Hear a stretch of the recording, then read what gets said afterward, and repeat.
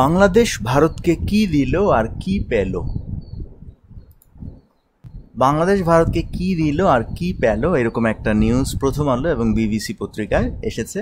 তো আমরা দুটো পত্রিকা থেকেই কি দিল কি পেল এরকম আলোচনা বাংলা এবং ইংলিশে জানার চেষ্টা করব। তো চলুন শুরু করা যাক। প্রথমেই দেখুন, আমরা যে হেডলাইনগুলো দিতে পারি সেটা হচ্ছে কি, বাংলাদেশ ভারতকে কি দিল আর কি পেল, প্রধানমন্ত্রীর ভারত সফর, বাংলাদেশের প্রাপ্তি কি, PM Hasina India visit brief but very fruitful, Sheikh Hasina in India amid some challenges celebrating a special friendship।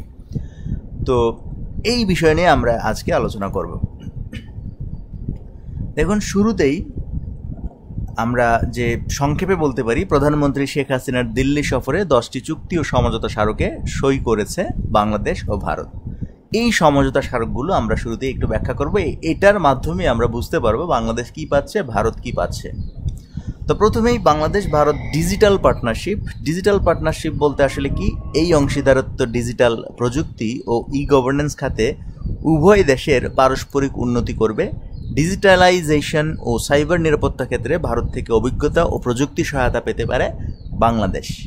This partnership, এই অংশীদারত্ব digital Bharat Bangladesh digital partnership, তাহলে এই partnership will enhance mutual development in digital technology and e-governance for both countries. Bangladesh can benefit from India's experience and technological assistance in digitalization and cyber security.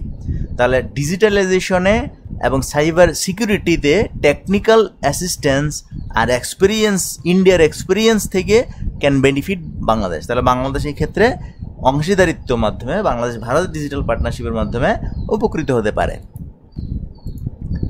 2 নম্বর যে সমঝোতা স্মারক ও চুক্তি, সেটি হচ্ছে যে বাংলাদেশ ভারত গ্রিন পার্টনারশিপ, মানে সবুজ জ্বালানি, পরিবেশ সুরক্ষা ও টেকসই উন্নয়ন খাতে সহযোগিতা, cooperation in green energy, environmental protection and sustainable development.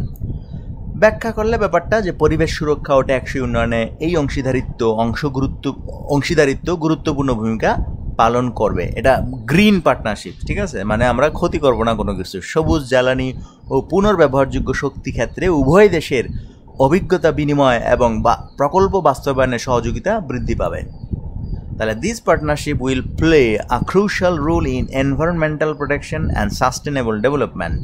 Both countries will exchange experiences and increase cooperation in green energy and renewable sources. 3 number যেটা, সেটা হচ্ছে মেরিটাইম কোঅপারেশন, সমুদ্র নিরাপত্তা ও সমুদ্র অর্থনীতি ক্ষেত্রে সহযোগিতা করতে পারে। সমুদ্র নিরাপত্তা ও সমুদ্র অর্থনীতি ক্ষেত্রে উভয় দেশের সহযোগিতা বৃদ্ধির মাধ্যমে সমুদ্রের সম্পদ ও নিরাপত্তা রক্ষায় গুরুত্বপূর্ণ পদক্ষেপ নেওয়া হবে। তার মানে important steps will be taken to protect ocean resources and security by increasing cooperation between the two countries in the field of maritime security and maritime economy. 4 নম্বর হচ্ছে মহাকাশ সহযোগিতা, স্পেস কোঅপারেশন, মহাকাশ প্রযুক্তি ও গবেষণা ক্ষেত্রে সহযোগিতা, cooperation in space technology and research. মহাকাশ প্রযুক্তি ও গবেষণায় বাংলাদেশ ভারতের অভিজ্ঞতা ও প্রযুক্তি থেকে উপকৃত হতে পারে। যৌথ উপগ্রহ প্রকল্প ও মহাকাশ গবেষণায় সহযোগিতা বাড়বে।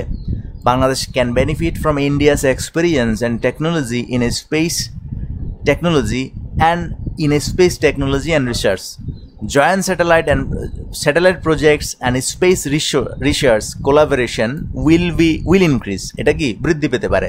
যৌথ উপগ্রহ প্রকল্প ও মহাকাশ গবেষণা সহযোগিতা বাড়বে। কোলাবোরেশন কি হবে? উইল ইনক্রিজ, বাড়বে।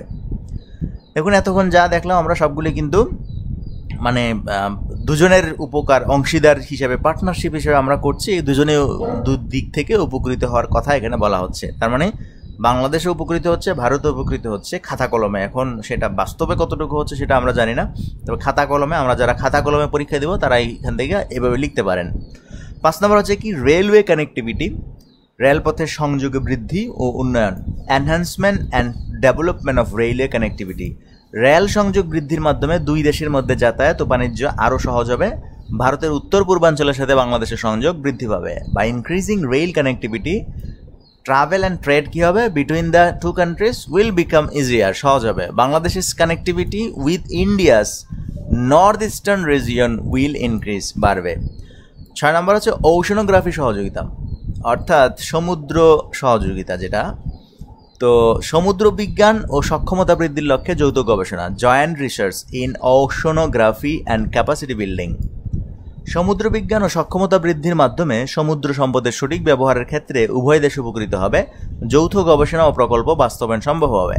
Through maritime science and capacity building, এগুলোর মাধ্যমে বোথ কান্ট্রিজ কী হবে, will benefit from the proper utilisation of marine resources. আর কী হবে, joint research and project implementation will be possible, project বাস্তবায়ন সম্ভব হবে। 7 নম্বর হচ্ছে মিলিটারি শিক্ষা সহযোগিতা, সামরিক শিক্ষা ও প্রশিক্ষণ ক্ষেত্রে সহযোগিতা। যেটা আমরা যদি এটাকে একটু বিশ্লেষণ করি, সামগ্রিক শিক্ষা ও প্রশিক্ষণে উভয় দেশের দক্ষতা ও অভিজ্ঞতার বিনিময় ঘটবে, কৌশলগত ও অপারেশনাল স্টাডিজ উন্নয়ন হবে। There will be an exchange of skills and experience in military education and training leading to implements in strategic and operational studies. Military শিক্ষা সহযোগিতা বলতে বাংলাদেশের যে মিলিটারি আছে, ভারতের যে মিলিটারি প্রশিক্ষণ আছে, তারা সহযোগিতা, একে অপরকে সহযোগিতা করার মাধ্যমে শিখবে। ঠিক আছে, এরকম একটা সামরিক চুক্তি সই হয়। 8 নম্বর যেটা বলা হচ্ছে যে স্বাস্থ্য ও ঔষধ সহযোগিতা, এটা পুনর্নবায়ন হয়েছে চুক্তি, এটা আগেও ছিল, রিনিউয়াল হয়েছে। Cooperation in health care and pharmaceutical research, স্বাস্থ্যসেবা ও ওষুধ গবেষণায় উভয় দেশের উন্নয়ন ঘটবে, চিকিৎসা ও ফার্মাসিউটিক্যাল খাতে অভিজ্ঞতার বিনিময় হবে। এরপর 9 নম্বর যে পয়েন্টটা দেখুন, সেটা হচ্ছে দুর্যোগ ব্যবস্থাপনা, এটাও পুনর্নবায়নযোগ্য। দুর্যোগ ব্যবস্থাপনা ও প্রস্তুতি ক্ষেত্রে সহযোগিতা, cooperation in disaster management and preparedness. তো দুর্যোগ মোকাবেলায় উভয় দেশের সহযোগিতা বৃদ্ধি পাবে, প্রাকৃতিক দুর্যোগের পূর্বাভাস ও প্রস্তুতি ও প্রতিক্রিয়ার উন্নতি হবে। Cooperation in disaster management will increase. দেখুন, এটা হওয়ার পর এই যে এখানে ফুল স্টপ দিয়ে বলছে যে এই জিনিসটা হবে, তার মানে এই জিনিসটা সাবজেক্ট, এই জিনিসটা ভার্ব, লিডিং টু, যেহেতু একই সেন্টেন্সে দুইবার হবে না, একটা সেন্টেন্সকে আমরা কি করলাম, প্রেজেন্ট পার্টিসিপল করে ফেললাম।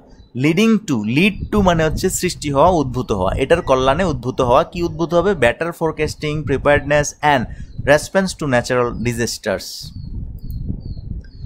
10 নম্বর হচ্ছে মৎস্য খাতে সহযোগিতা, এটাও পুনর্নবায়ন। মৎস্য খাতের উন্নয়ন ও গবেষণা সহযোগিতা, cooperation in fisheries development and research. মৎস্য খাতের উন্নয়ন ও গবেষণায় উভয় দেশের অংশীদারিত্ব বাড়বে, আর বাড়ার ফলে কি হবে, মৎস্য সম্পদ সংরক্ষণ ও উৎপাদন বৃদ্ধি পাবে। তাহলে এই দুইটা সেন্টেন্সকে আলাদা করে না লিখে আমরা এই যে লিডিং টু দিয়ে বাকিটা লিখে ফেলবো, leading to better conservation and higher production of fishery resources. এই হচ্ছে আমাদের 10টি সমঝোতা স্মারক। তো 10টি সমঝোতা স্মারক থেকে আমরা যেটা বুঝলাম সেটা হচ্ছে কি, প্রতিটা থেকেই আমরা ভারত বাংলাদেশ উভয় সহযোগিতা পাচ্ছে। তো আলাদা করে ভারত বাংলাদেশের মানে কোনটা মিস করছে বা সহযোগিতা পাচ্ছে না এরকম কোনো কিছুই কিন্তু আমরা খাতা কলমে পাইনি। সো পরীক্ষার হলে যদি ভারত বাংলাদেশের রিসেন্টলি যে ভিজিট হচ্ছে সেই ভিজিট সম্পর্কে লাভবান হবে কে বেশি, কে এই ধরনের আলোচনা করতে বলা হয়, তাহলেও কিন্তু আপনার এই 10টি সমঝোতা স্মারক বাংলা এবং ইংলিশে জানা থাকা দরকার, মানে বোঝা বা অনুভব করা দরকার। তো আজকের এই শর্ট ক্লাসটি ছিল, আশা করি ব্যাপারটি বুঝতে পেরেছেন। তো দেখা হচ্ছে আমাদের নেক্সট ক্লাসে, সেই পর্যন্ত ভালো থাকবেন, সুস্থ থাকবেন।